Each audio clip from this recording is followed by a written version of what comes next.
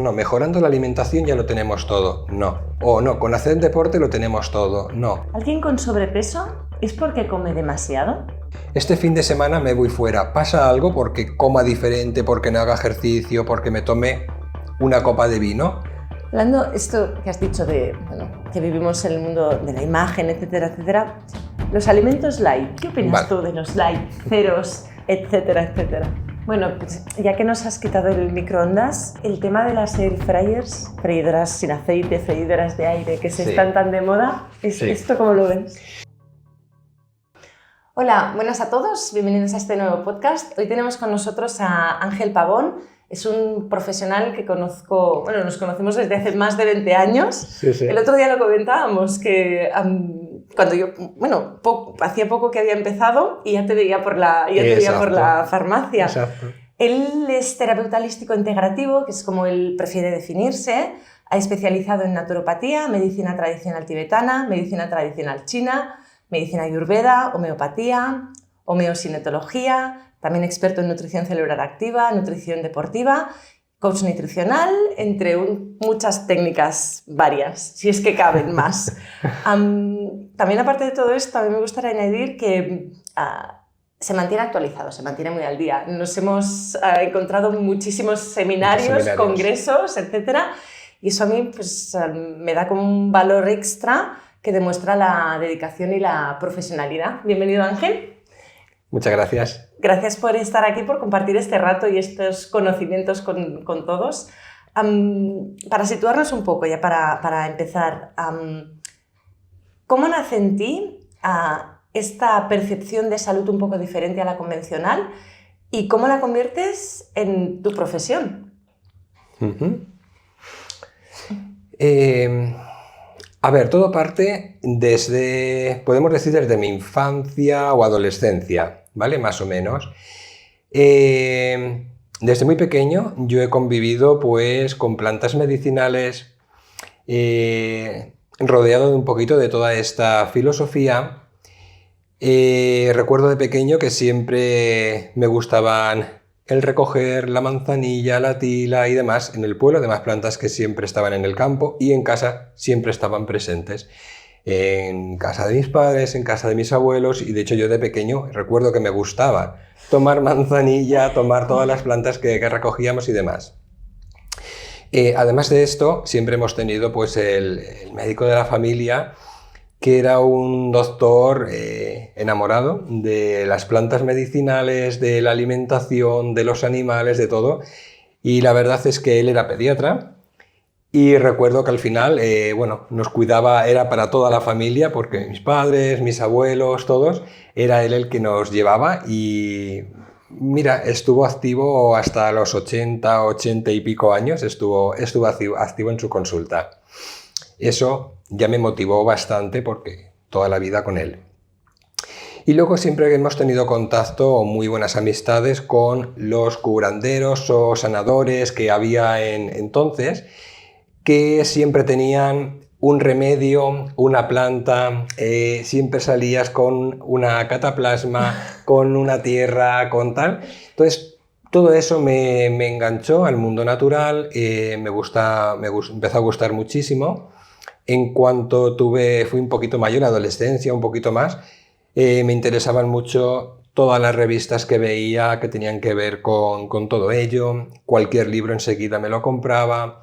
Recuerdo una tienda en un pueblo de al lado, de donde mis padres vivían. Había una tienda muy vieja de una herbodietética y como sabían que me gustaba, siempre me daban artículos, Entonces, bueno, comenzó un poquito todo ahí, para no alargarme mucho. En cuanto pude, comencé por lo más básico, pero ya era una introducción. Empecé a estudiar quiromasaje, reflexología. Después de esto conocí a un doctor naturista que trabajaba mucho con iridología, para mí algo completamente desconocido entonces, y me llamó mucho la atención. De hecho, unos años más tarde, en cuanto tuve la ocasión, comencé a estudiar naturopatía clásica, higienista como siempre, y también iridología. Y a partir de ahí comenzó pues toda la andadura posterior, de la homeopatía, medicina china, esta parte de tibetana, bueno, etcétera, todo lo que has descrito y bueno, algunas cosas más que no ven en esta línea, pero que también son complemento para la terapéutica. Y ahí comenzó un poquito todo ello. Sabía que tenía un recorrido muy amplio por delante para poderme dedicar a ello, porque no solamente es, vale, he finalizado estudios, tengo un título y tal, y vale, ¿ahora qué?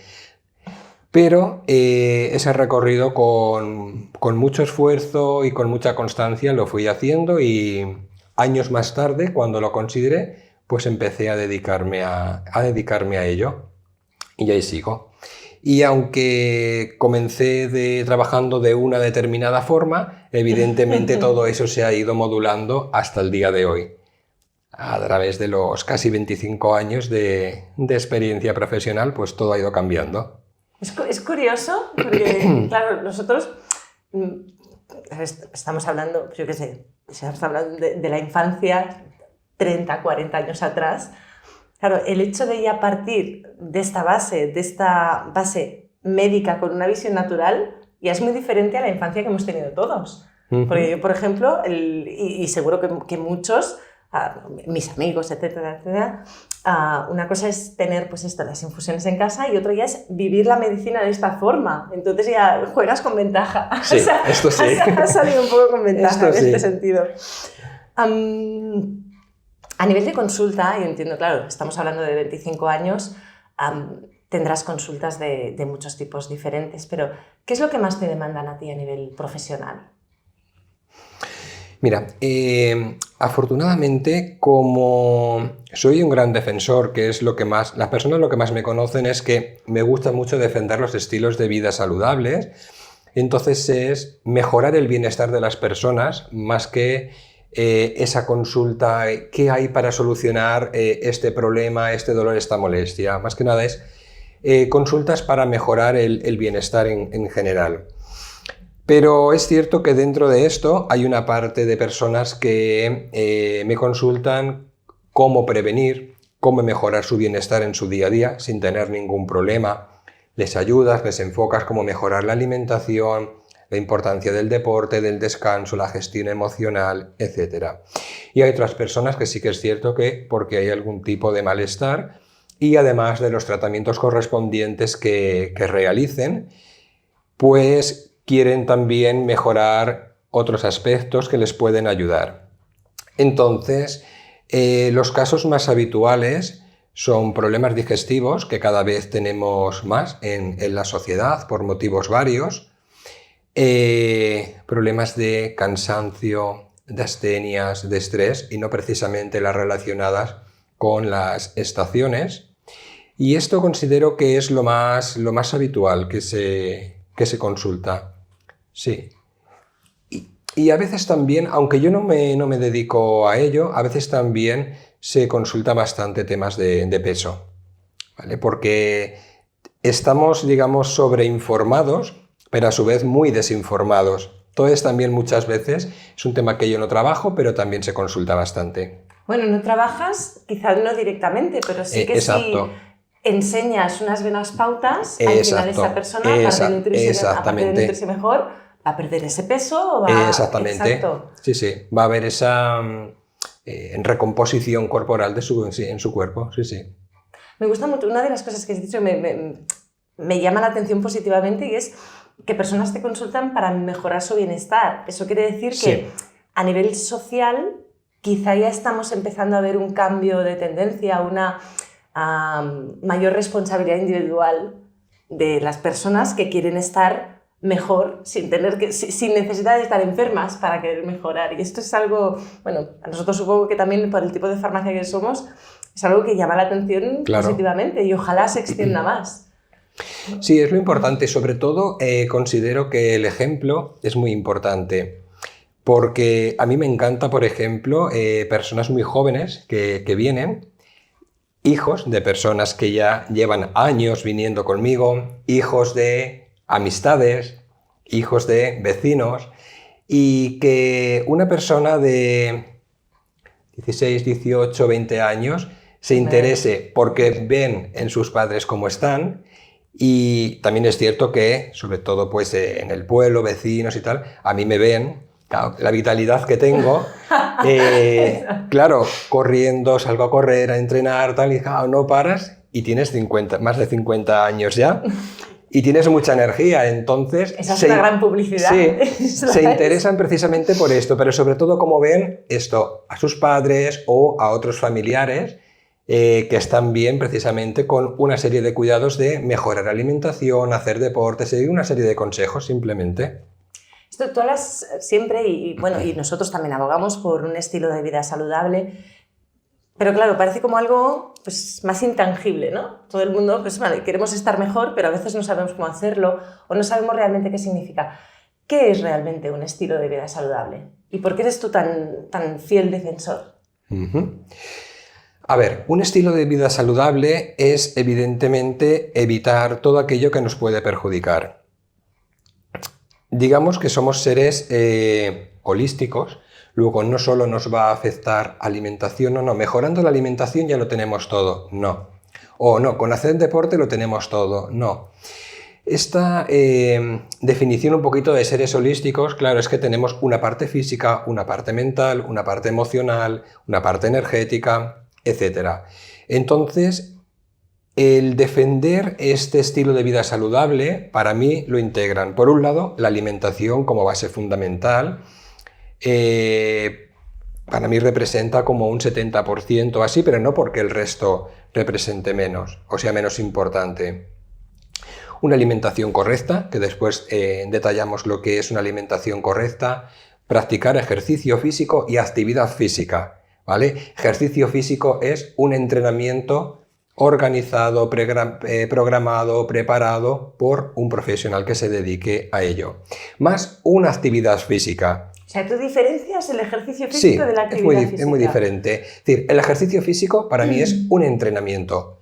Yo me voy 1 hora, 1 hora y media al gimnasio o a correr o el hacer un spinning, cualquier disciplina, da igual. Esto es ejercicio físico. Está programado, es medible, se puede ver una evolución. Y por otro lado también es necesaria la actividad física. Es decir, subo y bajo escaleras, voy a la compra caminando, tengo una actividad, no estoy sedentario. Porque puedes hacer 1 hora de gimnasio cada día, por ejemplo, y luego escaleras eléctricas, ascensor, sofá, que no sirve nada. Es una persona sedentaria que entrena 1 hora al día. Entonces, estas dos partes son muy importantes. ¿Qué tenemos más? Pues poder conectar o trabajar bien la respiración, porque muchas veces no se sabe respirar. Vamos demasiado acelerados y la respiración siempre es muy superficial, entonces esto también aporta una serie de desequilibrios en el cuerpo. Que haya una buena gestión de las emociones y de los pensamientos, porque en nuestro día a día no tenemos todo controlado. La vida nos da de vez en cuando, o a diario, sorpresas. Más a diario que de vez en cuando. Más a diario, claro. Entonces, hay situaciones que no se pueden evitar y van a estar ahí. El problema no está en la situación, sino en cómo nosotros gestionamos esa situación, ¿vale? Que nosotros nos puede alterar o no nos puede alterar, depende cómo nosotros lo gestionemos. Eso va a depender de nuestro interior, de la gestión mental y emocional que tengamos, aunque es cierto que si tenemos una buena alimentación y sabemos respirar bien, es más difícil que eso nos altere, porque las emociones al fin y al cabo parten mucho del intestino y si nos alimentamos bien, la gestión emocional va a ser mucho mejor. No sé, no recuerdo todo lo que te he dicho, pero bueno, alimentación, ejercicio, actividad, la respiración, la gestión mental emocional, el contacto con la naturaleza, que es muy importante, el contacto con el sol, que parece que le tenemos miedo al sol y el sol es muy terapéutico, es muy necesario. El contacto con la tierra, el pisar descalzos, pues la arena de la playa, la hierba, la tierra o incluso en casa, si hay un suelo de piedra, un suelo de mármol o un suelo de madera, lo que sea, igual pues caminar descalzo pues también nos ayuda mucho. En fin, un estilo de vida saludable incluiría mucho más que todo eso, pero eso va muy bien. Y un tema que se me olvidaba, que es también muy importante, que es los horarios, los ritmos cronobiológicos. Un tema que es muy importante, que cada vez nos alejamos más de este reloj biológico que todos tenemos y que tiene la propia naturaleza, pero que si conseguimos reconectarnos un poquito al menos, vamos a ganar mucho bienestar. Claro, pero alguien que a lo mejor te está viendo y dice, vale, pero es que yo tengo mi horario de noche o tengo... Claro, tenemos obligaciones. No se puede evitar eso. Eso no se puede evitar. Pues digo que siempre que se puede reconducir un poquito, reconducirlo. Yo es que termino de trabajar a las 9 y entonces hasta las 10 de la noche no puedo cenar. Vale, pero vamos a intentar corregir entonces por otro lado lo que no se puede modificar. O sea, compensar un poco con, con otra de las bases. Exacto, así. Claro.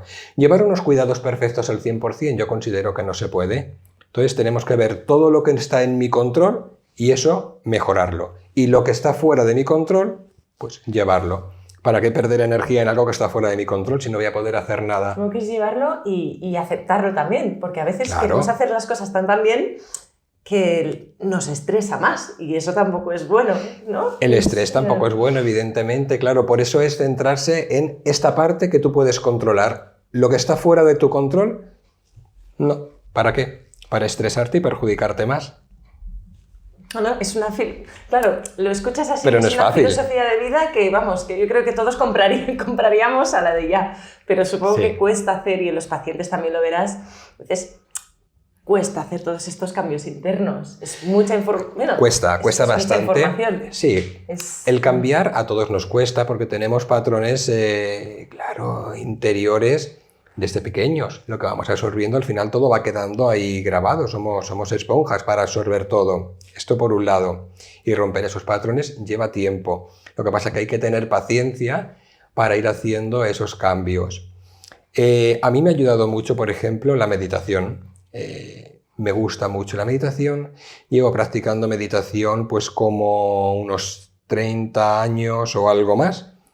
Claro, tú ya vienes enseñando. A mí eso me ha ayudado muchísimo y de hecho es algo que recomiendo a todas las personas siempre, también que cualquier línea de meditación, da igual la línea que sigan, o de relajación simplemente, si no se quieren meter en meditación, que lo practiquen porque les va a ayudar muchísimo. Y afortunadamente aquí en Barcelona, por ejemplo, tenemos muchísimas escuelas, muchísimos centros donde pueden practicar meditación, relajación, aprender a respirar correctamente y esto ayuda muchísimo para gestionar el día a día y también para luego cuando tienes que hacer un cambio en tu vida de mejorar la alimentación o de realizar unos estudios y ser constantes en ello, lo que sea, te va a ayudar muchísimo porque vas a estar mucho más centrado. Hablando así de los cambios y... ¿Cuál crees tú, o, bueno, supongo que cada cual tendremos nuestro punto débil, pero en general, ¿qué es lo que nos cuesta más cambiar? O sea, alimentación, añadir deporte, quitar cosas que no tenemos, en general. Ya sé que cada paciente será diferente, ¿eh? Pero... Claro, todos somos diferentes y a cada uno nos pueden costar más unas cosas que otras. Pero... el hacer deporte es algo que cuesta, porque hay muchas personas que les cuesta mucho el hacer deporte porque no les gusta. Entonces, claro, ponerte algo que no te gusta, evidentemente va a costar. Pero fuera de eso, mira, yo creo que así se me pasan por la mente dos aspectos que son los que más cuestan de que se cambie. Por un lado, el dulce. Es que claro... El dulce cuesta mucho de cambiar porque el dulce es muy adictivo. El dulce es muy adictivo, entonces cuesta mucho de cambiar y hay mucha adicción al dulce y tenemos azúcar u otros dulces, otros edulcorantes, otras glucosas, etc. en muchos productos. Al final se va consumiendo cada día, ya no solamente es el consumirlo de forma directa, sino de forma indirecta se consume muchísimo. Y de forma directa también, porque gusta, porque es muy palatable. Y luego también es cierto que para mí el dulce es una forma de lleno ese vacío emocional que tengo. Porque al final es esto, a nivel nutritivo nos aporta muy poco. Es más que nada ese placer de tengo estas carencias, tengo el estrés, me he discutido, he tenido este problema... lo lleno con dulce, qué bien que me siento, pero después viene el bajón. Y aparte que también es un placer efímero, porque dura, pues... nada. Un suspiro. Dura nada, por esto tienes el subidón, qué bien que me encuentro, pero después viene la bajada. Por eso hay esa adicción a consumir mucho dulce. Y esto considero que es una de las cosas que más cuesta el eliminarlo o el reducirlo. Y otro punto también muy importante es el pan, precisamente. Sí, ¿qué nos pasa con el pan? Somos muy panarras en nuestra sociedad. Sí, somos muy panarras. Entonces cuesta mucho el dejar el pan. Cuando hablas de o quitarlo, o más que nada reducirlo, o bien cambiar el tipo de pan, cuesta mucho. Estamos muy habituados al pan. Lo mismo que otras sociedades prácticamente no consumen pan, pues nosotros sí, consumimos muchísimo y a todas horas. Por la mañana, por la tarde, por la noche, de todo tipo. Lo que pasa que el pan cada vez es de peor calidad y aquí tenemos el problema.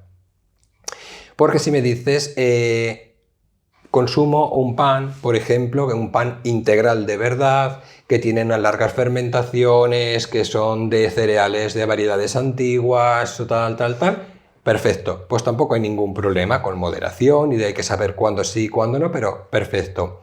Pero claro, cuando hablamos de un pan de baja calidad, unas harinas blancas muy refinadas, pues eso sí que nos va a crear una serie de problemas.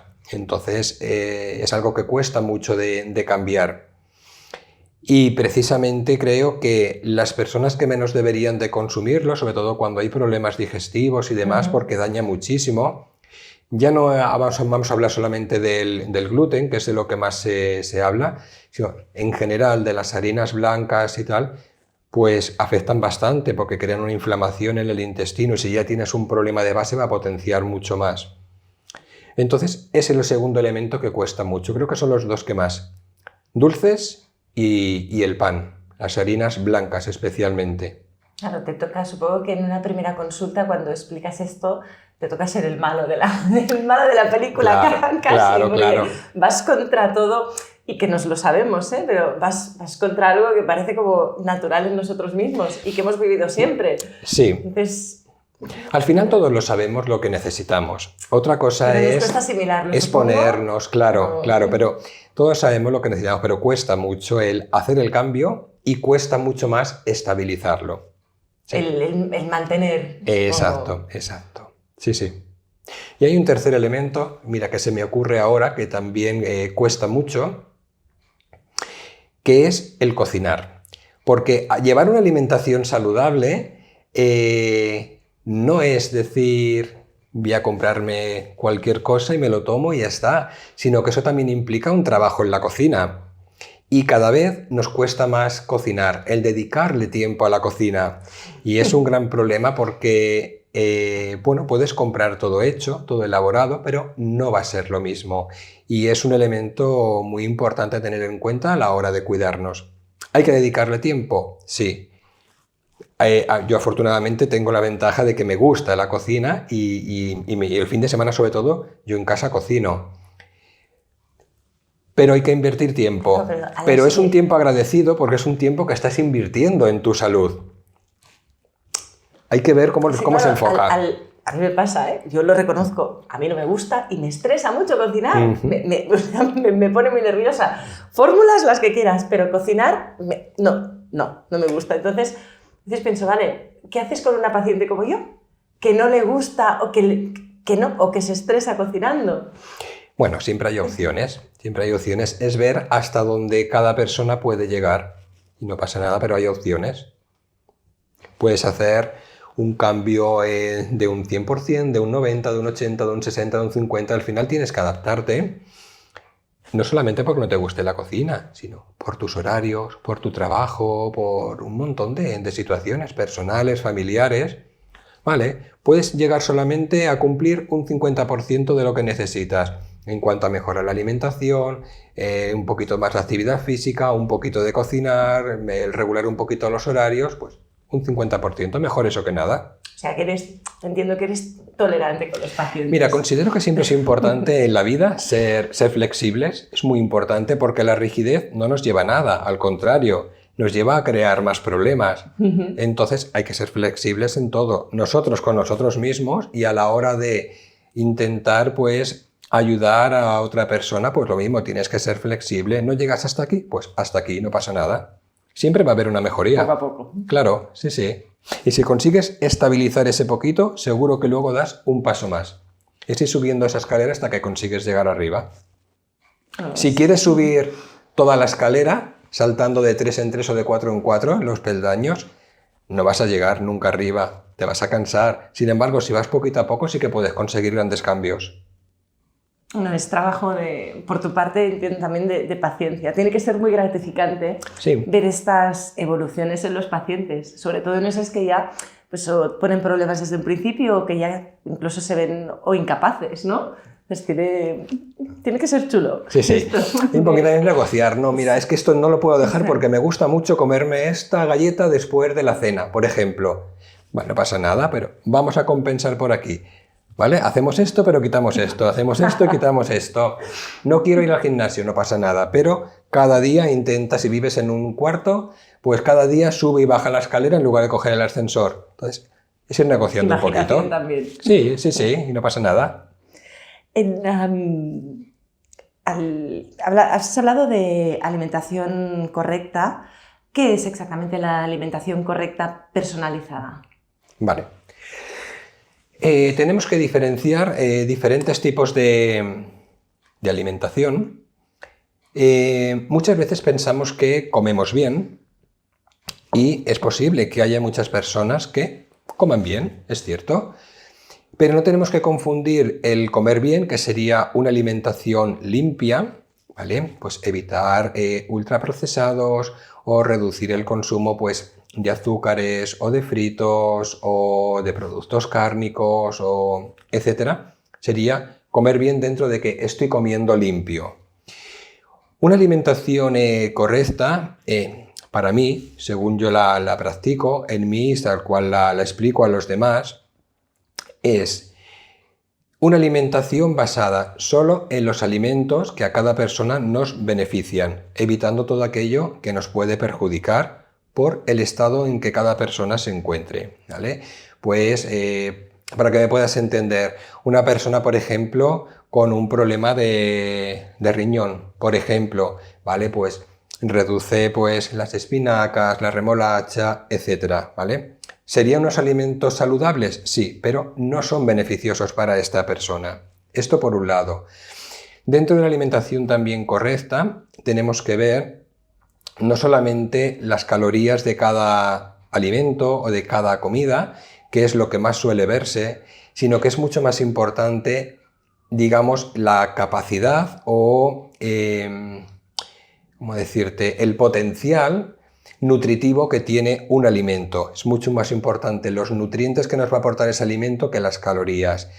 Entonces, el potencial nutritivo, el potencial digestivo o absortivo que pueden tener esos nutrientes, hay nutrientes que les cuesta más absorberse que otros. El potencial inflamatorio tenemos que tenerlo muy en cuenta, mucho más que las calorías.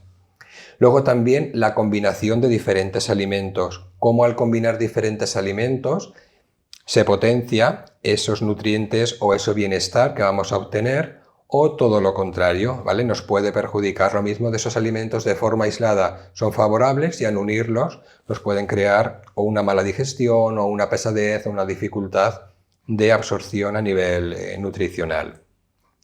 Y algo que le doy mucha importancia es a valorar los alimentos no solamente a nivel orgánico, por sus hidratos, grasas, proteínas, vitaminas, etcétera, sino por sus cualidades energéticas. Para mí son muy importantes y es algo que lo tengo siempre muy, muy presente.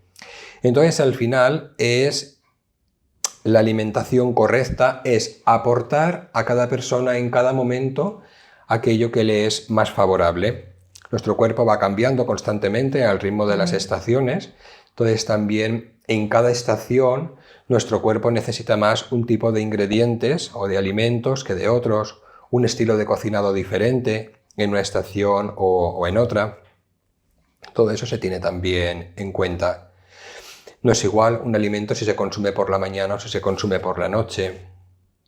¿Vale? En fin, es un conjunto de elementos que conforman este tipo de alimentación que yo creé hace unos cuantos años, esta forma de alimentarme a mí mismo y de explicarla también a los demás para que puedan aplicarla si lo valoran, porque observé sus beneficios. Hay alimentos que si son saludables, que en definitiva todos los alimentos son saludables. Yo no considero que en la naturaleza haya ningún alimento que sea perjudicial. Todos son saludables. Otra cosa es que no sean favorables o desfavorables a nosotros. Cuando has hablado del nivel energético de los Sí. alimentos, ¿a qué no estamos hablando ¿estamos hablando del tema de calorías o estás hablando de otro nivel energético? No, a nivel energético me refiero a alimentos que tienen pues unas cualidades más frías, más tibias, Vale. más calientes. Son unos principios que parten más de la medicina china. Porque esto, claro, nosotros, la mayoría, esta parte no la conocemos. Sí. ¿Nos podrías dar un ejemplo de un par de alimentos y cómo los situarías dentro de esta energía de frío-caliente? Sí. Por ejemplo, si hablamos, por ejemplo, del invierno, ¿vale? Que tenemos una estación que es muy fría, que está muy presente en la actividad del riñón, por ejemplo. El riñón quiere calor. Entonces, en invierno, tomar un alimento muy frío sería, por ejemplo, pues una ensalada. Una ensalada con lechuga, con queso fresco, etc. Al final son alimentos muy fríos. O un kéfir, que es muy natural y es muy saludable, pero es un alimento de una energía muy fría. Sin embargo, en la misma estación de invierno podemos incluir en lugar de una ensalada una verdura, al horno por ejemplo, zanahoria, boniato, chiribía, etc. Lo pones todo a hornear, le pones un poquito pues, de jengibre, de canela, que da mucho poder calorífico, y esto ya tienes una energía caliente que va a favorecer todo tu cuerpo, pero especialmente el riñón. Que incluso apetece más. Incluso apetece más, exactamente. Ahora, por ejemplo, que ya estamos primavera camino pues, de mejorar el tiempo, aunque tenemos un poquito de inestabilidad. Pues lo misma alimentación esta de una energía tan caliente ahora no nos va a favorecer. Lo mismo que en invierno sí, ahora por ejemplo no, porque ahora tenemos más actividad de hígado, no de riñón, ¿vale? Entonces ahora, en lugar de hacer esa verdura al horno, mejor hacerla al vapor o un salteado muy ligero, utilizar menos raíces y utilizar un poquito más, pues por ejemplo, las crucíferas, las coles, el brócoli, otro tipo de vegetales. Y ahora sí que podemos ir incluyendo ya un poquito más ese yogur natural, ese kéfir, etc. Es interesante. En eso me refiero en cuanto a la energía de los alimentos o también de los estilos de cocinado, claro. O sea, que un estilo de... Ahora quizá me voy un poco, pero el estilo de cocinado también cambia la energía de ese alimento. Depende de cómo lo cocinas. Puede haber un alimento pues tibio, por ejemplo una manzana, ¿vale? Una energía que es tibia, pero por ejemplo si la horneas y además le pones un poquito de canela que es muy caliente, ya tienes un alimento caliente, ya no va a ser un alimento tibio. O una pera que es más fresca, pues igual, si lo pones a hervir por ejemplo con jengibre, canela, un poquito de anís estrellado y tal, va a ser caliente. Fíjate, ¿no? Si al final nos vas a enseñar a cocinar. Vale. Tras más de 25 años de experiencia, ¿enfocas la consulta igual ahora que cuando empezaste? No. Se enfoca de forma muy diferente, aunque la base es la misma, pero el enfoque es muy diferente. La importancia que le doy ahora a la alimentación y a esos estilos de vida saludables, especialmente a la parte del deporte, es muy diferente a antes. Antes hacía unas consultas más sencillas, más simplificadas, unas pinceladas de alimentación o bueno, pues reduce las grasas o reduce el hidrato o aumenta la fibra o aumenta tal, pequeñas pinceladas. Siempre entregaba recetas de cocina y lo sigo haciendo, pero porque la cocina me gusta, entonces yo siempre voy entregando recetas de cocina. Para mí la cocina es mi laboratorio donde voy creando y siempre estoy inventando alguna receta nueva y demás. Pero el enfoque es muy diferente, sobre todo porque ahora le doy mucha importancia a la alimentación y el enfoque de alimentación de ahora es muy diferente al de antes, por un lado. Y por otro lado, porque ahora le doy también mucha importancia a ese ejercicio y actividad física que antes le daba menos. Bueno, ¿te gusta hacer deporte? Perfecto, pero si no, pues nada. Ahora sí que le doy mucha importancia. Entonces ha cambiado bastante el enfoque. Claro, también, ahora, me está viniendo también a nivel de, aparte de por la experiencia propia, claro, no se habla igual. O sea, ahora, por ejemplo, se le da mucho más importancia al intestino, hiperpermeabilidad, etcétera, etcétera, que hace 20 años o hace 25 años. Supongo que eso también te debe influir, ¿no? Claro, eso también influye.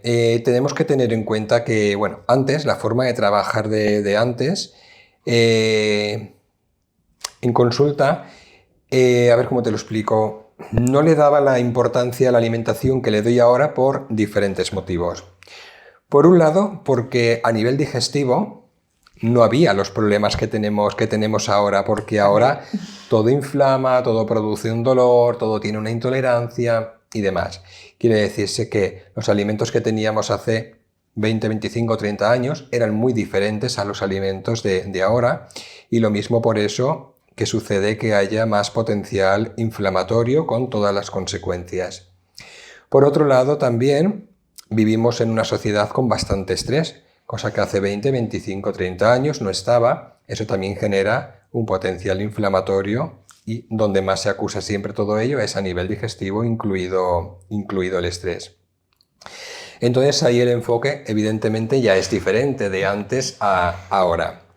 Por otro lado, porque el enfoque de antes con menos importancia de alimentación y de intestino, ¿vale? Ya que lo has dicho, pues ¿qué sucedía? Que había pues mejorías, pero no llegaba a haber un enraizamiento, no se llegaba a estabilizar esos cuidados en la persona. Vale, ya tengo estas mejoras, pues ya lo dejo. Se hacían más bien parches. Y pese a los parches, cuando vas tomando cosas, diferentes principios activos y demás, aunque sean naturales, si el intestino no está bien, tampoco van a funcionar igual, porque no se van a absorber igual, ni los alimentos van a absorberse igual. Entonces hay que darle mucha importancia a mejorar el intestino, comenzando por la alimentación, evidentemente, y por reducir el estrés. Después, con todas las ayudas que tenemos muchas, en forma de fitoterapia, de homeopatía, de suplementos y demás. Pero hay que comenzar por esto. A mí siempre me gusta explicar que el intestino, bueno, nuestro sistema digestivo en general es, si nos trasladamos a la naturaleza, que al fin y al cabo somos naturaleza, es como una tierra que está bien labrada, nutrida, hidratada, oxigenada. Cualquier semilla que tires ahí va a germinar y va a dar su fruto. Sin embargo, si esa misma semilla es un puñado de trigo, lo que sea, aquí por ejemplo que tenemos Gran Vía, lo echamos aquí al asfalto o al parterre de cualquier árbol que está esa tierra prensada y tal, ahí no va a germinar nada. Nuestro intestino igual. Si está sin inflamación, sin toxicidad, tiene una buena microbiota, está fuerte, esa fuerza digestiva está activa, evidentemente aquellos nutrientes que vamos a ingerir, vamos a absorberlos bien, como cualquier suplemento, vamos a absorberlos bien. Si no, el resultado no va a ser el mismo. Por esto que le doy tanta importancia en los últimos años, 10, más, 12, 14, 15 años, a la alimentación. El tema, como has hablado de suplementos, ¿qué papel juegan? ¿Los utilizas más a nivel agudo, por ejemplo? ¿O cómo aconsejas los suplementos? En general, ya sé que es una pregunta muy genérica, ¿eh? Sí, pero es algo muy extenso el tema de los suplementos, pero mira, por un lado, para mí los suplementos hay diferentes tipos, pero vamos a resumirlos en dos para no alargarnos. Dos tipos de suplementos. Por un lado, los que son imprescindibles para mí, y por otro lado, los que son terapéuticos. Imprescindibles, ¿cuáles podríamos citar? Por ejemplo, el magnesio, la vitamina D, algún ácido graso, algún omega. ¿Por qué lo valoro como imprescindible? Porque aunque comamos muy bien, es cierto que los alimentos no tienen los nutrientes que tenían hace esos 20, 25, 30 años que estábamos comentando. Ningún tomate tiene los mismos nutrientes, ninguna patata. Sus nutrientes se han reducido porque los suelos están muy, muy explotados. Entonces, aunque llevemos una buena alimentación, siempre puede haber carencias de algún nutriente, especialmente a nivel de minerales. Por eso considero que hay algunos nutrientes que son imprescindibles, que todos los deberíamos de tomar. Luego ya habría que ver la dosis, el tipo y demás. Y por otro lado tenemos los suplementos más terapéuticos, que evidentemente pues, se utilizan cuando es necesario por algún tipo de problema, ya sea en algo más agudo, en algo más crónico. Aquí lo que sí que es importante es ver qué es lo que realmente hace falta, por cuánto tiempo, en qué dosis. Cuando has hablado de ácidos grasos, sí. ¿te referías a omega? Sí, omega 3, por ejemplo. Omega 6. Omega 3, omega 6. Omega 6 también tú consideras que puede haber. Sí, pero más omega 3, sí, más omega 3, porque el omega 6 es también menos cantidad y se puede compensar bastante bien con alimentos. Y algo muy importante, ya que estamos hablando de suplementos, para mí, es que los suplementos hay que valorarlos siempre como lo que es ese complemento de la alimentación, ¿no? Para sustituir alimentos. Esto por un lado. Por otro lado, un suplemento considero que son siempre muy efectivos, si la persona lo necesita y lo toma bien, pero un suplemento tiene que tener siempre muy buena calidad. En el mercado, desgraciadamente, cada vez hay suplementos de peor calidad. Incluso, bueno, sabemos que hay muchos que creo que no tienen los registros necesarios, o al menos no permitidos aquí y demás. Productos que se pretende abaratar mucho el precio, pero reduciendo la cantidad. Y esto me lo encuentro con muchas personas que me lo comentan. Claro, es que este producto vale tanto y este, sin embargo, es una tercera parte. Claro, pero esto es un extracto y esto es una planta que está triturada. No tiene nada que ver una cosa con otra.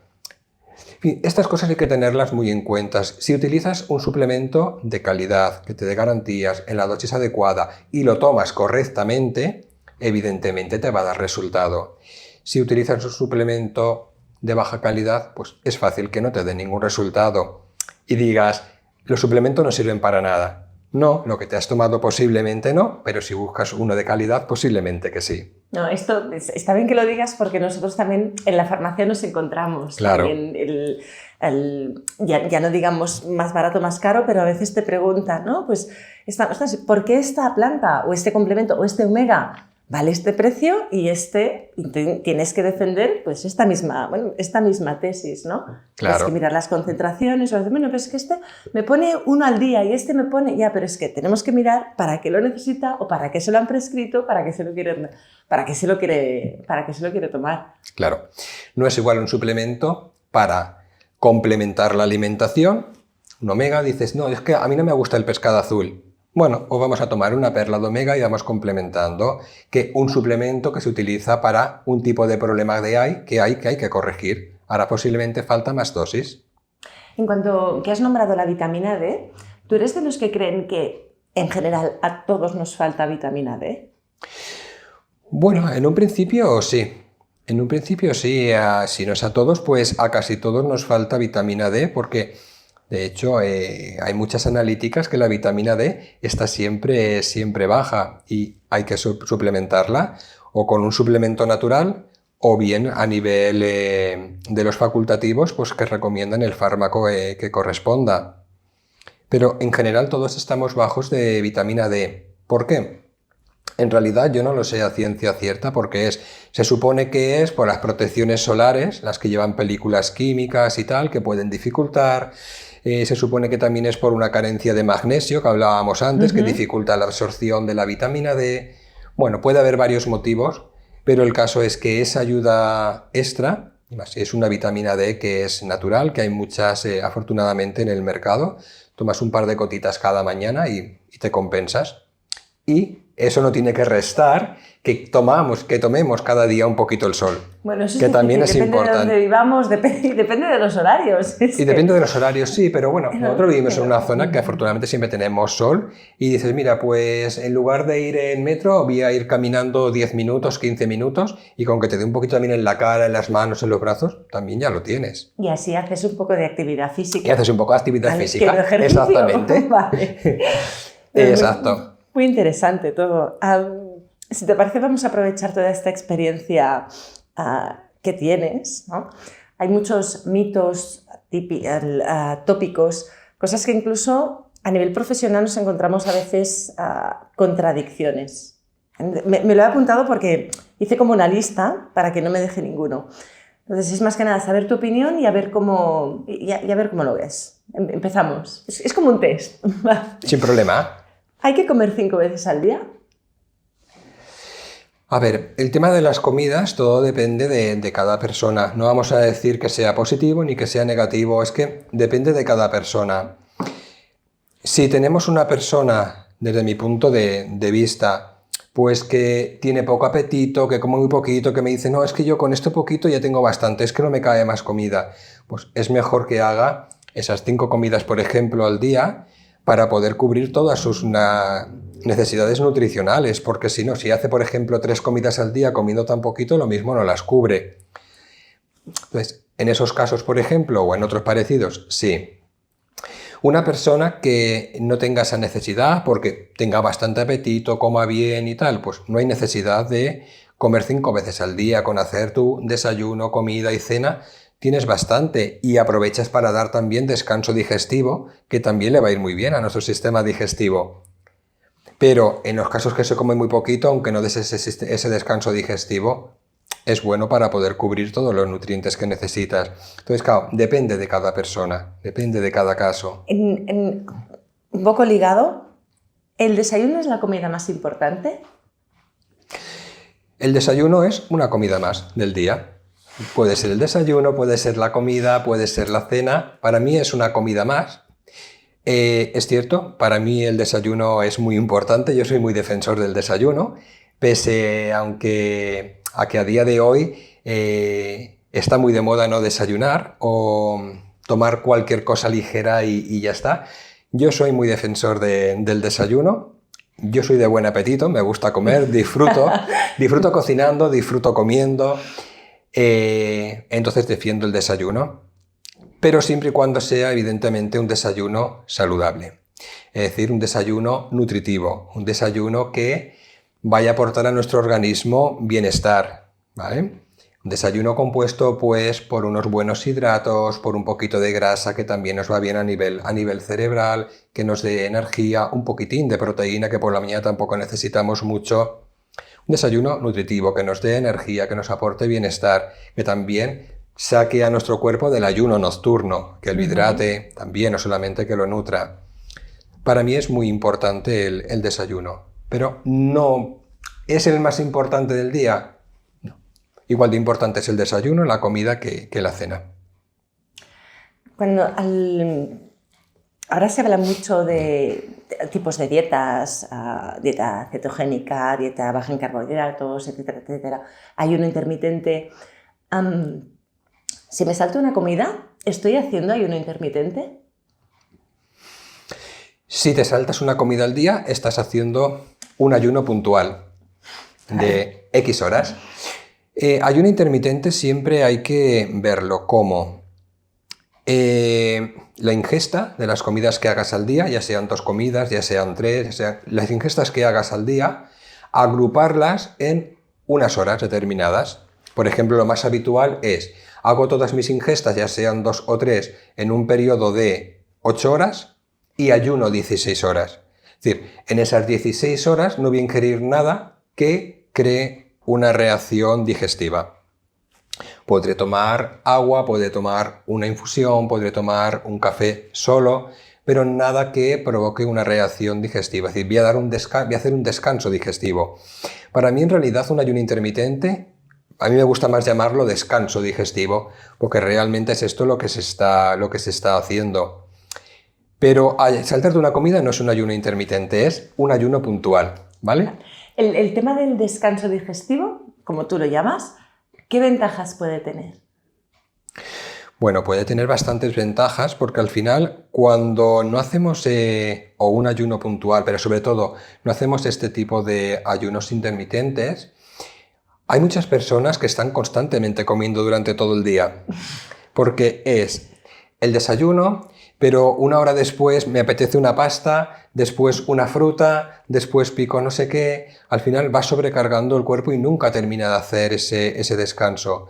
Entonces, a través de este ayuno intermitente es un periodo de horas determinadas, Te he hablado de 16 porque es lo más habitual, pero pueden ser más o pueden ser menos, en el que estás haciendo un descanso digestivo, nuestro cuerpo se está recuperando, está bajando inflamación, está eliminando tóxicos, está reactivando toda la microbiota, se está renovando y evidentemente pues todo el cuerpo se va a beneficiar de ese bienestar. Claro, entonces supongo que es tan importante, si lo hacemos, también cómo rompemos ese ayuno. Es muy importante, ¿no?, cómo romper ese ayuno, claro.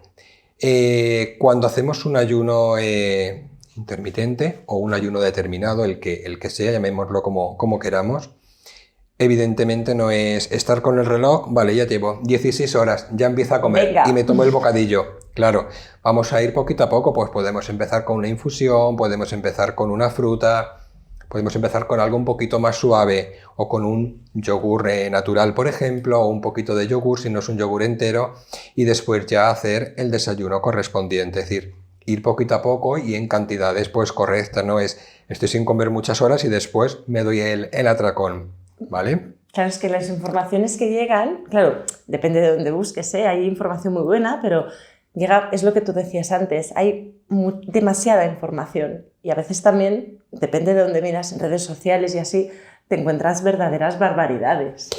Y más que nada porque al final creo que cada uno cuenta su experiencia, pero como hay opiniones tan contradictorias, al final, claro, es normal que muchas personas me digan estoy perdido, estoy perdida. Tú me estás diciendo esto, pero... Claro, o he visto esto, pero a continuación he visto otro vídeo que han dicho lo contrario y luego... Claro, pero es normal. Es normal. Por esto lo mejor es pues, guiarte por una persona en la que te inspire más confianza, en la que vaya más con tu filosofía de vida, con tu línea de cuidarte y seguir esa línea. Si te favorece, pues síguelo y ya está. Y si no, pues cambias. Pero es importante... O sea, es algo favorable también, es cierto, el hacer estos ayunos. Se enfocan más, por ejemplo, a saltarse los desayunos. Eso también es cierto porque muchas personas me lo comentan y yo lo voy escuchando. Yo, mira, no soy partidario de esto, de saltarme el desayuno, y si tengo que hacer un ayuno intermitente, prefiero saltarme la cena. La cena. ¿Por qué? Porque por las mañanas también tenemos más fuerza digestiva, nuestro... El cuerpo funciona con la naturaleza, con el ritmo del sol, y si hay más fuerza digestiva, ¿por qué saltarnos el desayuno? Sin embargo, por la noche, también el propio cuerpo trabaja en el proceso de detoxificación. Entonces, si no está el cuerpo invirtiendo una energía en unas funciones digestivas, va a tener más energía para las funciones también detoxificantes, antiinflamatorias. Entonces, es mucho mejor, y es de sentido común, pues me salto la cena o hago algo muy frugal, muy ligero o una merienda simplemente, pero no me salto el desayuno. Es bien explicado y bien También lógico. Por la mañana claro. vas a tomar un desayuno que te va a aportar energía para tus estudios, para tu trabajo, para tus tareas diarias. Por la noche, al fin y al cabo, te vas a ir a dormir. Tampoco necesitas esa cantidad de alimento. O si haces algo que sea pues muy ligero. Pero si quieres hacer el ayuno, pues te la saltas la cena y ya está. Y te haces una merienda. Y cocinarás menos. Exactamente. ¿Ves? ¿No ves? Ahorras tiempo en cocina. Exacto. Otra, lácteos. Sí, no, a veces, depende. Lácteos, ¿sí o no? Volvemos a lo mismo. Depende. Depende. A ver, tenemos que primero definir los lácteos. ¿Por qué? Porque se confunden lácteos con productos, ¿vale? Lácteos o postres lácteos. Si por lácteos entendemos un kéfir natural, un yogur natural, un queso fermentado correctamente de forma natural y tal, te digo, lácteos, sí, ¿vale? Si me hablamos de unos postres lácteos como un yogur de sabores azucarado o con diferentes postres que incluyan lácteos, yo no soy no soy partidario de ello, pero un lácteo saludable, sí. ¿Y la leche como tal? Si la digieres bien, si una persona la digiere bien, pues sin problema, pero la mayoría de personas no la digieren bien por esa falta de lactasa. Pero si la digieres bien, sin ningún problema. ¿Es necesaria? Creo que no, tampoco lo voy a asegurar al 100%, pero considero que no. Pero si sienta bien y la quieres tomar puntualmente, pues tampoco pasa nada. Sí que es cierto que yo no soy muy partidario a nivel personal, de los lácteos de vaca. Es cierto, por el tipo de diferentes tipos de proteínas, especialmente por la caseína A1, que se supone que es muy proinflamatoria. Entonces, siempre soy más partidario de consumir lácteos de cabra o de oveja. De hecho, cuando consumo lácteos siempre es esto, o un kéfir o un yogur de cabra o de oveja, pero vaca nunca tomo nada por este tipo de proteína y demás. Sí. Otra. ¿Alguien con sobrepeso es porque come demasiado? Esta creo que a día de hoy ya la tendríamos que tener más que superada, pero... A ver, diferentes matices. Por un lado, a mí personalmente el término sobrepeso no me gusta. Nunca me ha gustado. Nunca me ha gustado. Prefiero llamarlo, aunque suene mal, sobregraso. ¿Por qué? Vale, bueno. Porque puede haber una persona que dices, wow, el número de la báscula está disparado, pero esta persona no tiene inflamación, tiene unos porcentajes grasos correctos, dentro de unos parámetros correctos, y tiene una buena masa muscular. Evidentemente su peso está muy elevado, o sea, tiene un sobrepeso por encima de lo que le correspondería, pero es de masa muscular que es saludable, ¿vale? Entonces prefiero llamarlo por esto sobregraso. Entonces aquí, en el enfoque de esta pregunta, entiendo que estamos hablando de esa persona que le sobra mucho peso, pero porque tiene mucha grasa. Este exceso de grasa en el cuerpo, ¿cómo era la pregunta? Que sí es porque come mucho, ¿no? Exacto, sí es porque come mucho. Mira, este exceso de grasa en el cuerpo puede ser porque se come mucho, mucho más de lo que se quema. Evidentemente, si no se quema todo lo que se está consumiendo, al final el cuerpo lo va a acumular en forma de grasa, ¿vale? Unas reservas para cuando lo pueda necesitar. Pero puede que esta persona no coma mucho, coma poquito, pero lo que le sucede es que consume muchas calorías vacías. No, si yo como poquito, una ensalada, un poquito de pollo a la plancha o lo que sea, da igual. Pero voy picando todo el día. No, unos cuantos frutos secos, una galleta, una barrita, tal. Todo eso son una cantidad de calorías vacías brutales que al final, si las cuentas todas las del día, son muchísimas, muchísimas. Como poquito, pero ingiero muchas calorías. Evidentemente, también se puede formar este exceso de grasa. Otro motivo que se puede formar todo ese exceso de grasa, pues si no se hace ejercicio o actividad física. Estoy consumiendo una cantidad de comida, aunque sea saludable, pero si es más de lo que estoy quemando, pues también se va a acumular grasa o también va a haber una falta de masa muscular que también tiene un efecto metabólico. ¿Vale? Entonces también puede ser por falta de ejercicio. Puede ser también por un tema más de la cronobiología que decíamos antes, porque nuestro sistema digestivo, la actividad que tiene también por la noche o nuestro metabolismo también es menor. Sobre todo nuestro sistema digestivo, porque al fin y al cabo nuestro metabolismo trabaja 24 horas. Si no es para procesos digestivos, es detoxificantes y demás. No es igual esa comida, X, la que sea tomada por la mañana o al mediodía, que si se toma, por ejemplo, en personas que trabajan en turno de noche, dicen, claro, ceno a las 2 de la madrugada. Claro, va a acumular mucha más calorías en el cuerpo que no se van a quemar aunque esté trabajando, ¿vale? Porque por la noche hay mucha menos actividad. Puede ser también por alguna patología. Hay personas que comen poquito, comen bien, pero por su patología, por su problema, también aumentan mucho de peso y no se puede hacer nada más. En fin, hay diferentes motivos que pueden afectar, pero no todas las personas que tienen ese exceso de peso en forma de grasa corporal es porque realmente coman muchísimo. La típica frase que se ha escuchado siempre de menos plato y más zapatilla, yo sinceramente no estoy de acuerdo, porque aunque es cierto que en estos casos hay que mejorar la alimentación o comer menos o mejorar el tipo de alimentación y hacer más ejercicio, pero yo conozco personas que han estado comiendo pues bien y demás, incluso haciendo deporte y por un problema de salud pues han tenido ese exceso de peso en forma de grasa corporal. Es un tema muy, muy amplio. No, esto vamos, Sí. no un podcast, no, me parece que ya No, toda es un tema muy, una muy amplio. miniserie. Y muchas veces considero que el calificar de muy tragones a todas las personas que tienen un exceso de peso en forma de grasa y tal, considero que es una falta de respeto porque esto no se da siempre así, para nada. Para nada. Otra. Bueno, no añado nada más porque ya has dicho todo lo que había que decir Vale. al respecto. Alimentarse bien, ¿es caro? ¿Es más caro? ¿Lleva mucho tiempo?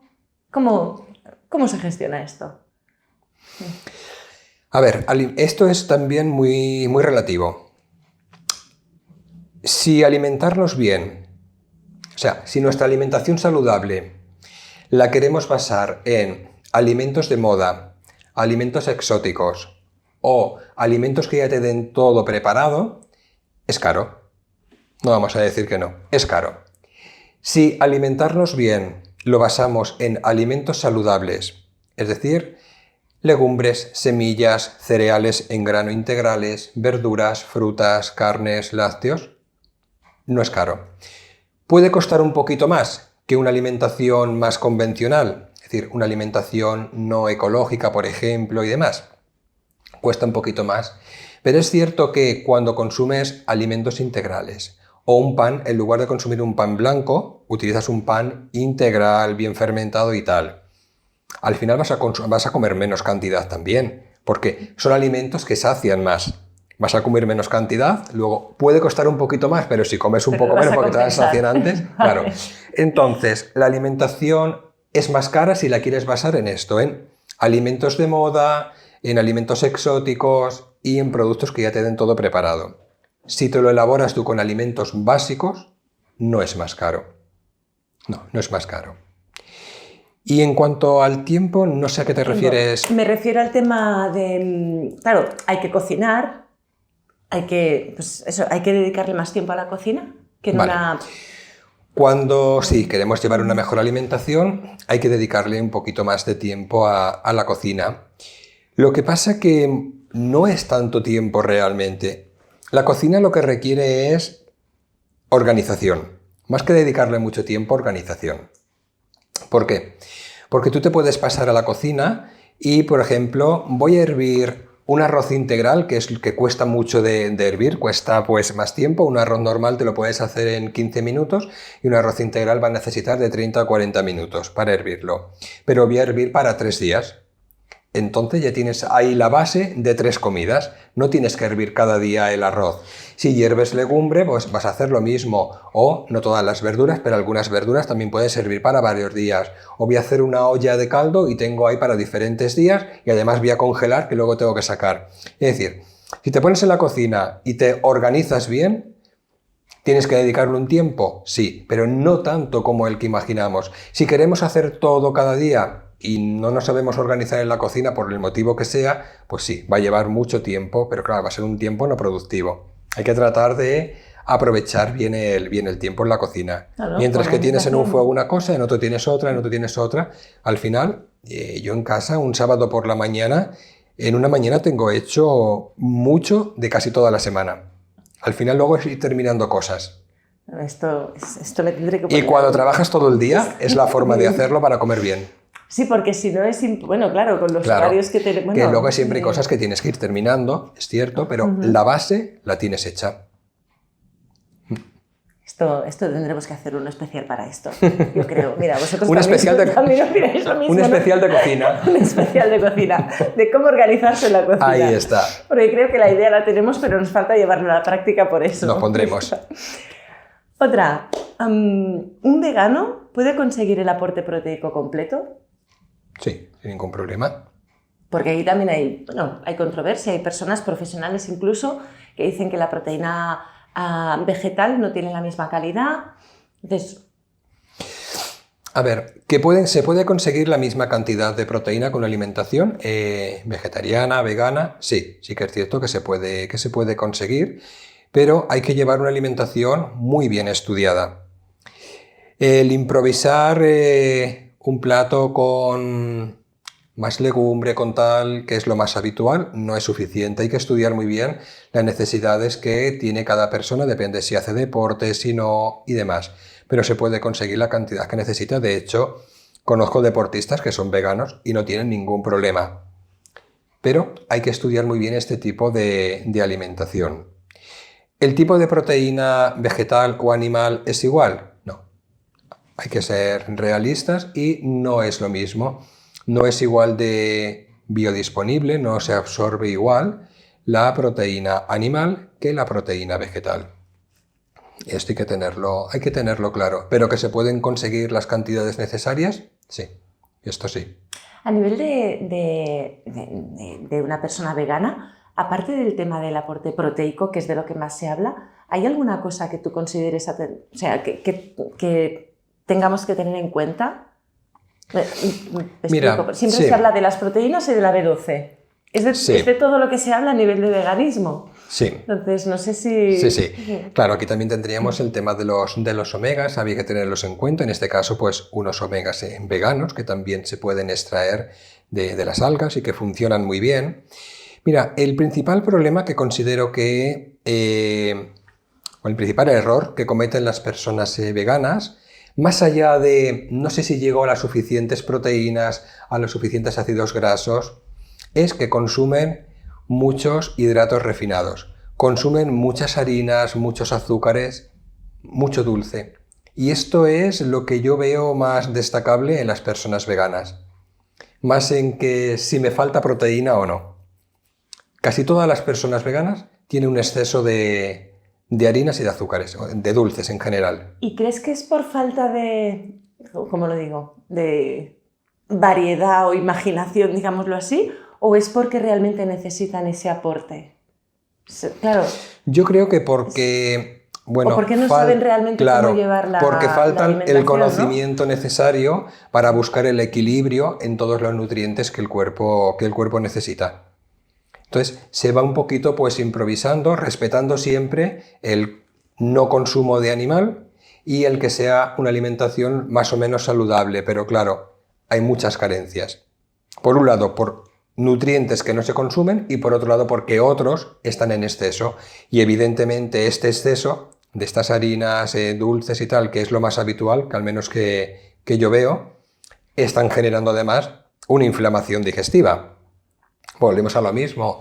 Si se consumen además pocos nutrientes y encima tenemos una inflamación digestiva, aún se van a absorber mucho menos. Claro, bajas la biodisponibilidad de muchos de los que estamos consumiendo. Y que, bueno, y que hay que tener en cuenta que no es igual la absorción de una proteína, un plato de garbanzos, que de un pescado, por ejemplo. Aparte de que sean cantidades diferentes. Interesante. Otro clásico. Venga, por un día no pasa nada. ¿Tú qué opinas? De lo que sea, de exceso, de hacer, de dejar de hacer. Vale. Por un día no pasa nada. Volvemos al depende. ¿Por qué volvemos al depende? Una persona que lleva una alimentación correcta, que hace ejercicio casi a diario, no vamos a decir a diario, casi a diario, que se cuida bien, este fin de semana me voy fuera. ¿Pasa algo porque coma diferente, porque no haga ejercicio, porque me tome una copa de vino? No pasa nada, no hay ningún problema, porque ya te cuidas bien en tu día a día. Una persona que en su día a día se cuida regular, ese día extra posiblemente que sí que cuente.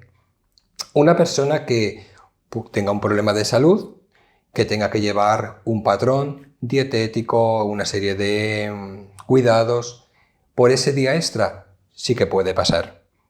O una persona que necesite bajar ese exceso de peso, de grasa que comentábamos antes y tenga una pautada, no sé, me lo invento, una alimentación diaria de 1500 calorías. Entonces, vale, 1500 calorías tengo que tomar cada día, pero el fin de semana me paso un día y lo mismo llego a 3000, porque cuando te pasas siempre son cosas muy calóricas. Dices, vale, si sacamos la media de la semana ya no estás haciendo 1500 calorías diarias, estás haciendo 1700 o 1800. No vas a cumplir con los objetivos, no va a haber el resultado esperado.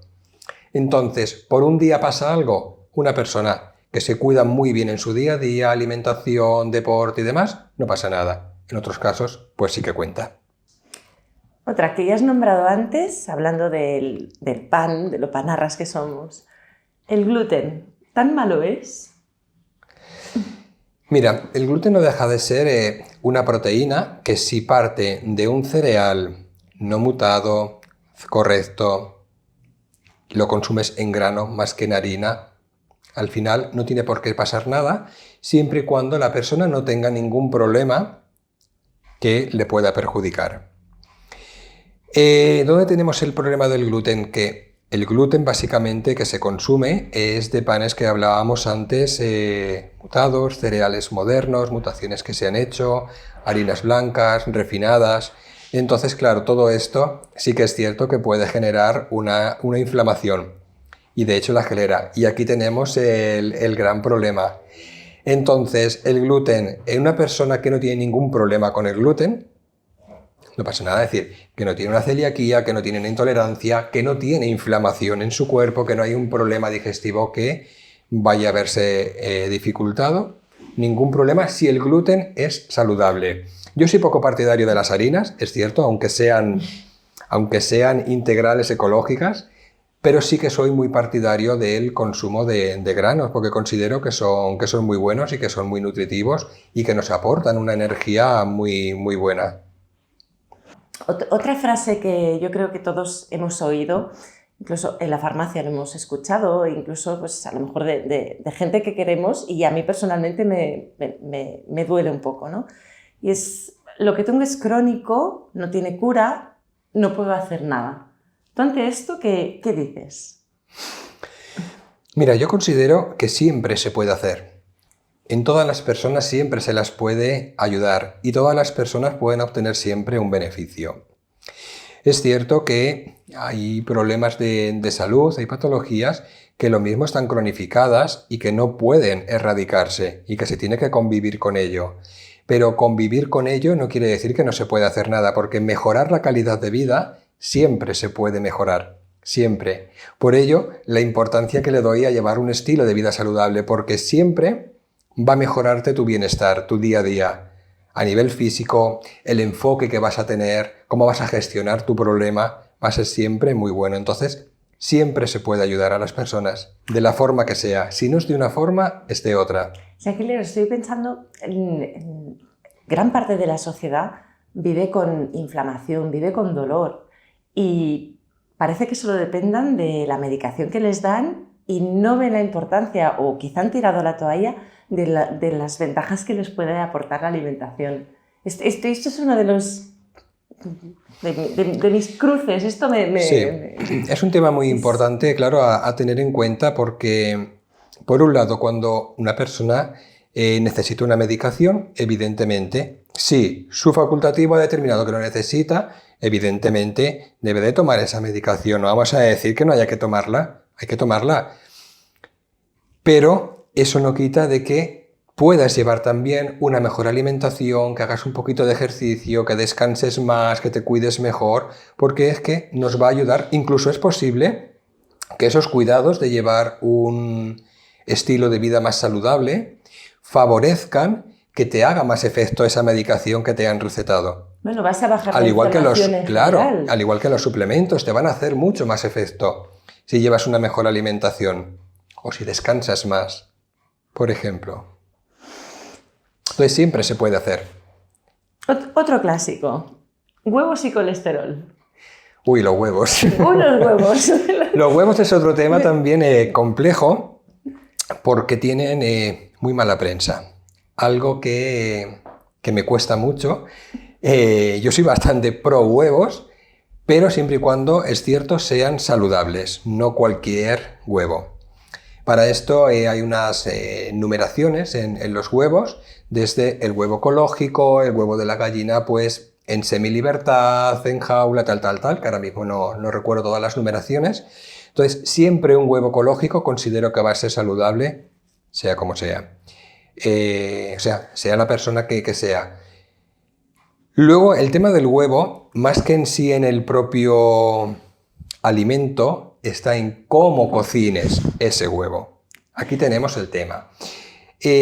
Para no liarnos mucho con el tema de las reacciones que puede provocar y tal, que es complejo, os lo voy a explicar en el tema de las calorías, que antes hemos hablado del sobrepeso y tal, que es más sencillo.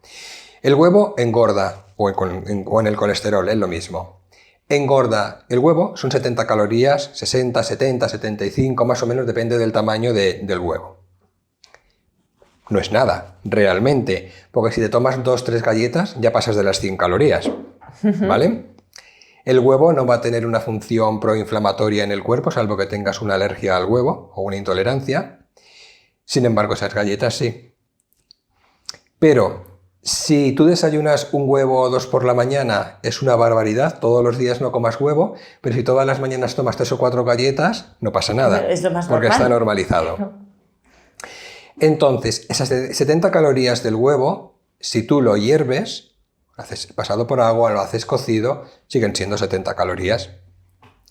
Pero si, por ejemplo, te haces ese huevo revuelto o en tortilla francesa o frito, ahí ya varían, ¿vale? Ahí pueden ir subiendo a 125, a 150, o si haces el huevo frito, 200 o 250, depende el tipo de aceite también, el tiempo de que estés friendo, si está menos hecho, si está más hecho y demás.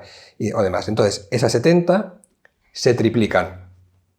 Tenemos un problema, pero no es la culpa del huevo, la culpa es de cómo se ha cocinado, porque luego además ese huevo que has frito vas a mojar pan. Hombre, por supuesto. Pan blanco, entonces todo va sumando, pero en sí el huevo no tiene ningún problema. Es muy rico en proteínas de muy alto valor biológico, aunque tiene poquita proteína el huevo, porque en realidad son 7-8 gramos lo que tiene.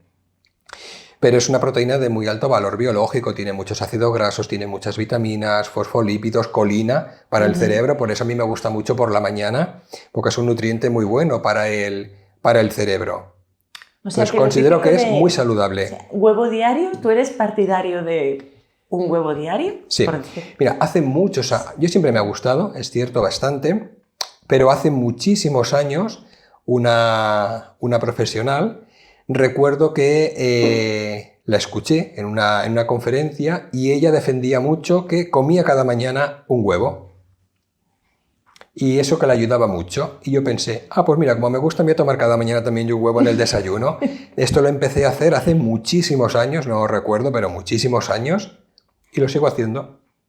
Cada mañana, lo mismo no, pero casi cada mañana, y no hay ningún problema. Y a veces 2, no 1. Vale, para compensar el de ayer, ¿no? Mis niveles de colesterol al día de hoy son perfectos. Bien, entonces... Otra. La fruta como postre, ¿qué nos pasa con la fruta? Unos dicen entre horas, otros dicen aislada, en postre no, porque el azúcar... ¿Cuándo pones la fruta? Vale.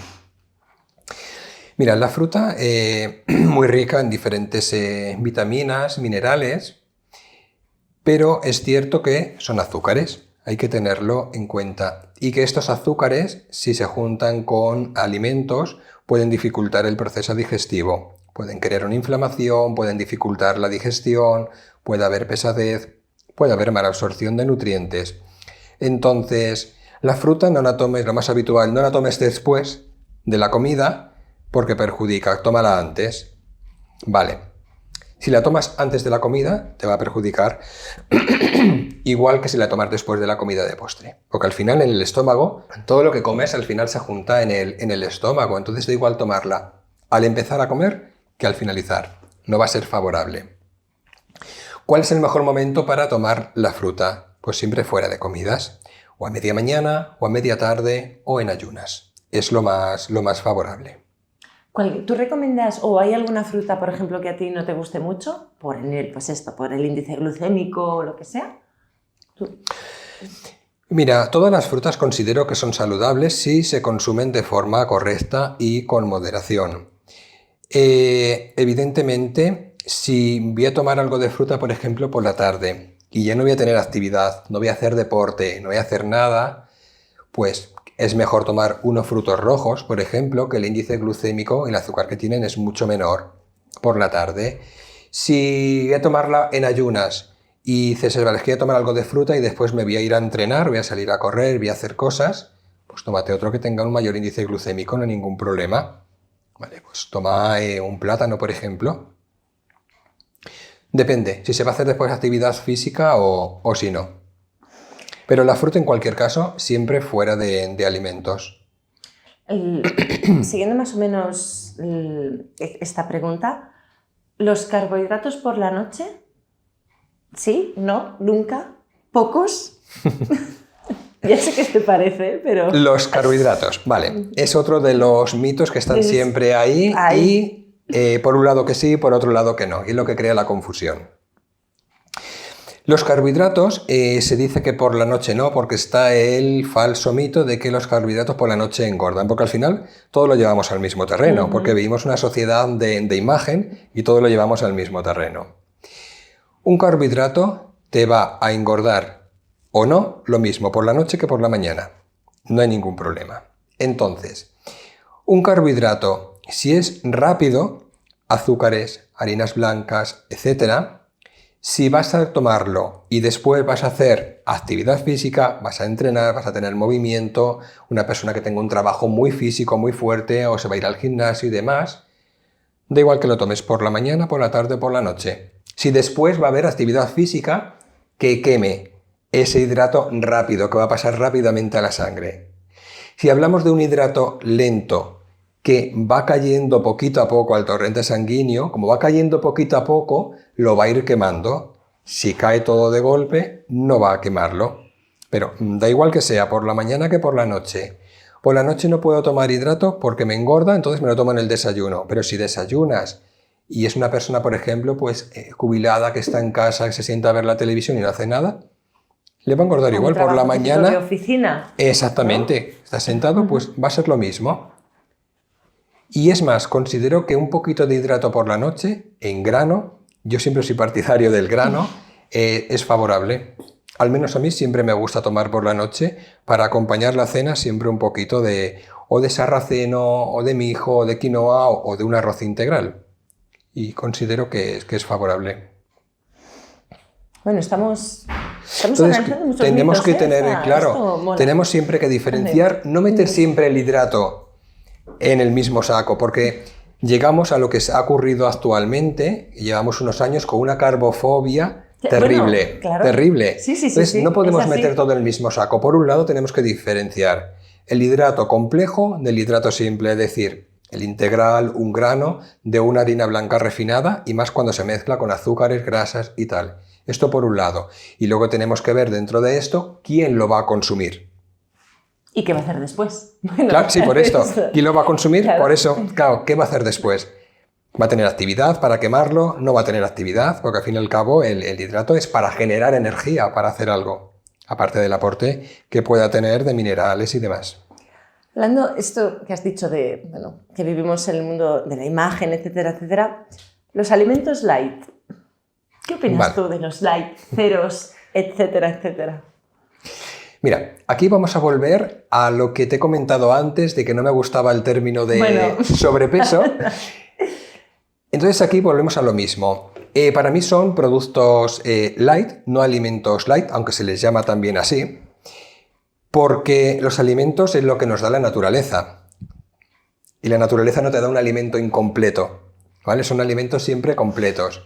Entonces, si quieres obtener un producto light, coges el alimento y lo manipulas y obtienes el producto, pero ya no es un alimento porque ya está manipulado, ¿vale? Entonces, productos o elaborados light. A mí particularmente no me gustan, salvo excepciones. ¿Por qué? Porque un alimento light normalmente siempre se consume para reducir calorías.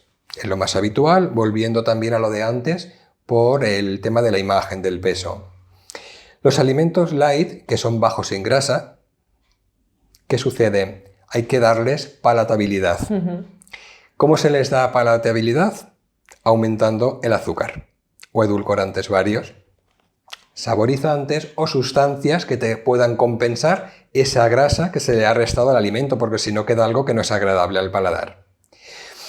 Si este producto light, esas calorías se le han restado de los azúcares en lugar de las grasas, se compensan, sigue manteniendo las grasas, pero se compensan con edulcorantes artificiales. Muchos de estos edulcorantes, en cualquier lista de internet que se busque, están, pues son sustancias que pueden ser bastante peligrosas. De hecho, algunos están catalogados como posibles cancerígenos. Entonces, ¿saludables? Creo que poco. Si hablamos, por ejemplo, de un yogurt o un kéfir que hablábamos antes, y dices, vale, es muy saludable, pero lo mismo para esta persona conviene reducir un poquito la cantidad de grasa. Pues lo mismo aquí, ese yogurt o kéfir de oveja ecológico y tal, en lugar de ser entero que sea desnatado, pues lo mismo nos puede favorecer. Pero cosas puntuales. Estás diferenciando mucho el elaborado light, cero, etcétera, con un producto. Exactamente, un desnatado. Alimento que lo que se le ha hecho solamente es reducirle un poquito esa cantidad de grasa. Especialmente en el yogur. Yo soy muy partidario de los lácteos de oveja. Considero que son muy buenos porque el lácteo de un yogur o un kéfir de oveja tiene como un 30 o un 40% más de calcio que otros tipos de yogures, incluido el de cabra. Entonces es muy bueno ese aporte también de calcio, pero también es cierto que tiene más grasa. Entonces lo mismo ahí, consumirlo desnatado o semidesnatado nos puede ir muy bien, pero cosas así puntuales.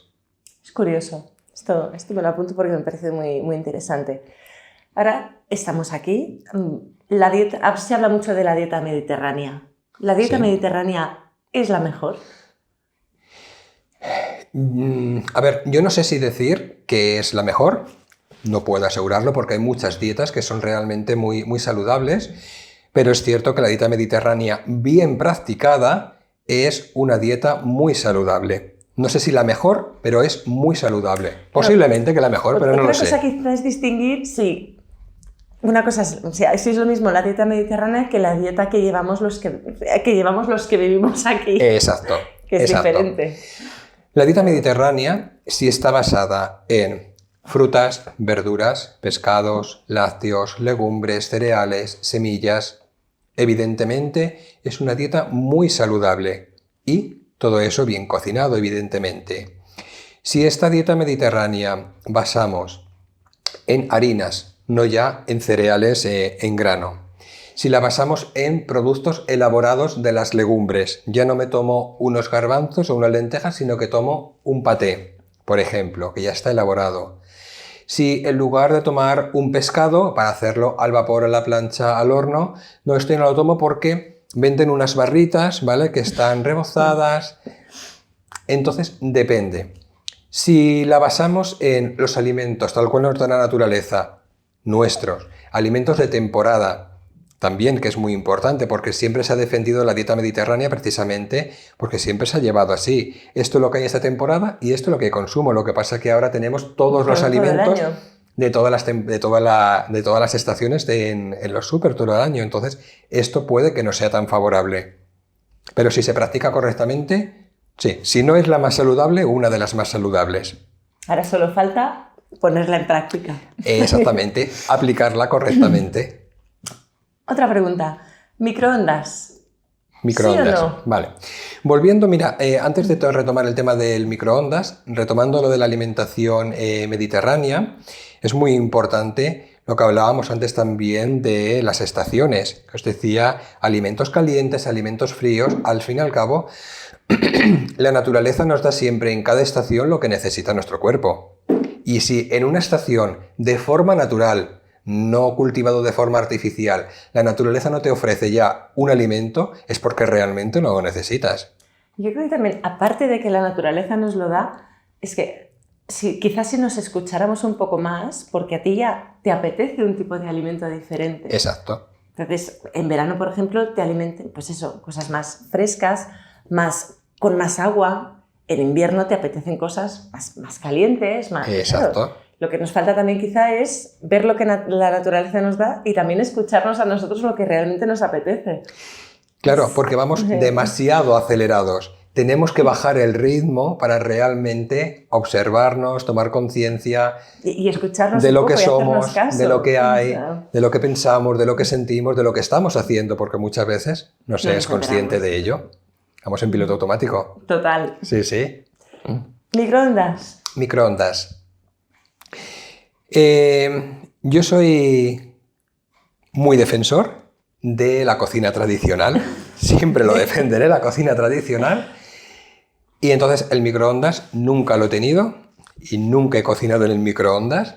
Si alguna vez he estado en algún sitio, pues vacaciones o un fin de semana, lo mismo que te coges en algún sitio con más amigos y tal, y está el microondas y te dicen, calienta esto, y dices, vale, ¿y esto cómo funciona?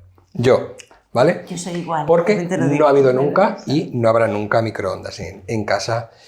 Yo no soy un gran experto en esto, pero sí que conozco personas que, bueno, se han dedicado bastante a investigar ello y les tengo bastante respeto.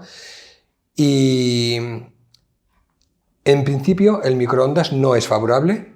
¿Por qué? Porque emite una serie de ondas que son las que crean esta fricción, las moléculas de los alimentos, y es gracias a esas fricciones por lo que se calientan los alimentos, no es otra cosa. Estas ondas, lo que es perjudicial por lo que se dice, es si tú las absorbes. Es decir, si esta caja estanca no estuviese en buen estado y se escapasen ondas de ahí, serían perjudiciales para la persona. Si no, no hay ningún problema en teoría. Entonces, si son perjudiciales estas ondas, estos alimentos están absorbiendo estas ondas. Si tú te comes después estos alimentos, estas ondas ¿dónde están? Están ahí. Entonces yo considero que puede ser igual de perjudicial, por lo que no soy partidario de ello. Además, en este proceso de fricción para calentar, las moléculas, bueno, voy a decir moléculas, no es la palabra, pero es que no me sale ahora, de los alimentos parece ser que se dispersan. Y justo con la cocina tradicional, convencional, es decir, en la olla, en el horno y tal, justamente las moléculas lo que hacen es lo contrario, coexionarse. Entonces, hay diferencias muy grandes. Se utiliza básicamente por comodidad, porque es muy rápido y tal, considero que se hace por esto, pero para mí no considero que no es favorable. A mí no me gusta nada. ¿No lo aconsejas a tus pacientes? No. Cocinar en microondas o calentar, no. Y es muy socorrido. Y considero a las personas que lo utilicen que se lo hagan, que se lo revisen bien, que tomen conciencia, aunque sea para calentar un vaso de agua para una infusión, porque me gustan mucho las plantas. Y digo, qué pena meter esa planta ahí en ese agua con esas ondas que está con el microondas, claro. Desgraciadamente incluso hay biberones que se calientan ahí. A mí esto sí que me da bastante pena, esta es la verdad, sí. Claro, mira, los biberones no lo había pensado. Sí. A mí me pasa igual, yo no tengo microondas. Claro. Yo no tengo microondas. Mira, hace muchos años salieron todos los trabajos del agua de Masaru Emoto y ahí también podemos sacar una lectura bastante positiva en lo que puede pasar. Las imágenes de la estructura del agua. Exacto. Ahí podemos sacar también una lectura bastante positiva del efecto que puede tener en el agua esas ondas e incluso en los alimentos, porque no dejan de que tienen un porcentaje de agua muy elevado todos los alimentos. Bueno, pues ya que nos has quitado el microondas, el tema de las air fryers, freidoras sin aceite, freidoras de aire, que se están tan de moda, ¿esto cómo lo ves? Volvemos a lo mismo, a la comodidad. No sé cómo funcionan tampoco, ¿vale? Porque tampoco tengo, pero considero que el éxito que han tenido estas freidoras de aire o que tienen es por la textura que deja en los alimentos, ¿vale? Porque los alimentos adquieren una textura muy crujiente. Al menos todas las personas me explican lo mismo. Es que las patatas quedan muy crujientes, es que las barritas quedan muy crujientes, las croquetas tal. Entonces, al final es por lo que más ha gustado, creo, este tipo de aparatos. Precisamente, o por reducir calorías, ¿vale? Entonces, el hecho de llamarlo freidora ya es un error, porque realmente freír es utilizar una grasa para cocinar un alimento. Aquí ya no lo hay, salvo que se pulverice un poquito.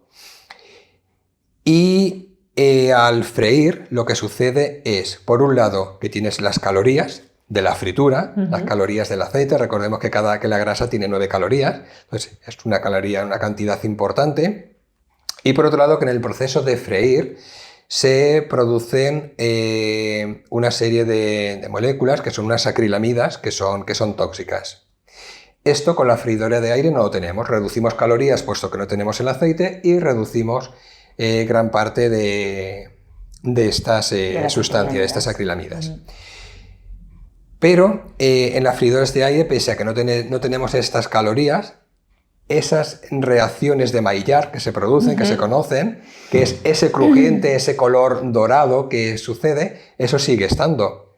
Entonces, pero también los podrías tener cuando haces, por ejemplo, algo a la plancha o algo al horno. También lo tienes. Ya. Entonces, el secreto está, si se quiere utilizar este tipo de freidoras, que no deja de ser un horno pequeño, un mini horno, ¿vale? Utilizarlo de forma correcta, ¿vale? Utilizarlo como sin llegar a que el alimento adquiera ese color dorado, ese crujiente y tal.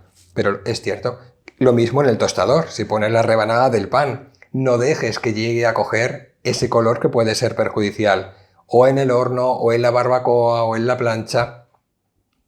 Entonces, ¿son saludables si lo utilizas correctamente? Ahí te digo, sí, claro, porque estás reduciendo calorías, es cierto, lo único que no te pases del tiempo para que no produzca esa reacción. Luego no deja de ser un mini horno. Pues yo creo que no tengo nada más que decir. No sé si quieres añadir algo. Hemos hecho un súper repaso. Yo creo que esta parte final ha sido muy interesante porque, bueno, hemos hablado de cosas que, bueno, pues que todos nos hemos planteado alguna vez y yo creo que hemos aclarado dudas. Voy a acabar con una frase tuya que la voy a leer para decirla bien. ¿Vale? En cada elección saludable estás invirtiendo en un futuro lleno de vitalidad y bienestar. Voy a repetirla para que quede claro, porque creo que resume también mucho lo que hablamos también en el primer podcast que hicimos del tema de invertir en salud, del bienestar, etcétera, etcétera. Yo creo que esto lo resume y has hecho una frase mucho más bonita de lo que yo expliqué la otra vez y creo que ha quedado muy claro. En cada elección saludable estás invirtiendo en un futuro lleno de vitalidad y bienestar. Yo creo, no sé si... Yo os invito esta vez, siempre os digo que dejéis los comentarios, etcétera, etcétera. Yo os invito esta vez, sobre todo en esta última parte de estas preguntas, que hay muchas dudas, que si conocéis a alguien que se pueda aprovechar, lo compartáis. Aunque solo sea este trocito, a la gente que queréis, que se pueda aprovechar de todo este conocimiento, que lo compartáis, que lo vean. Es un poco largo, porque nos ha quedado un podcast un poco largo, Ángel, sí, pero sí. yo creo que merece la pena y nos hemos dejado cosas por decir. También te voy a invitar que más adelante, si quieres, cuando tengas tiempo, que vengas otra vez, porque creo que nos hemos dejado muchas dudas en el tintero que pueden ser interesantes. Espero que lo hayáis disfrutado. Muchas gracias, Ángel. Gracias, no sé si quieres añadir algo más, pero...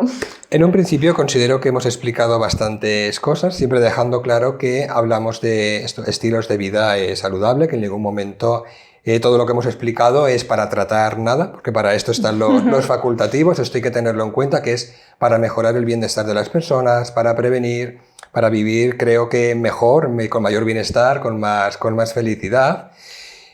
Y que todos podamos cada día mejorar un poquito nuestro estilo de vida. No hay que hacer un cambio de 0 a 100, nada, pero sí mejorarlo cada día un poquito y darle mucha importancia a los alimentos que compramos y que consumimos. Porque aquí sí que creo que es importante recordar a Hipócrates, padre de la medicina, que tus alimentos sean realmente tu medicina. Entonces considero que es una base muy importante adicional a que haya que hacer un tratamiento de unos suplementos, un tratamiento de otro tipo de terapias o que la persona lleve el tratamiento médico correspondiente que tenga que llevar por receta de su doctor, de su facultativo, del profesional cualificado. Pero una cosa no está reñida con la otra, porque es exactamente al contrario, porque es simplemente mejorar la calidad de vida y sobre todo el hacer mucha prevención, que es muy importante para no llegar a generar un problema, sobre todo a partir de unas edades que luego cuesta más de revertir. O sea, que hay que cumplir años, pero cumplir años con calidad de vida para disfrutar de la vida. Exacto. Y poderla vivir y no sobrevivir. Pues nada, gracias de nuevo. Gracias a ti. Gracias a todos. Espero que os haya gustado y dejad comentarios y lo dicho, compartid. Hasta la próxima.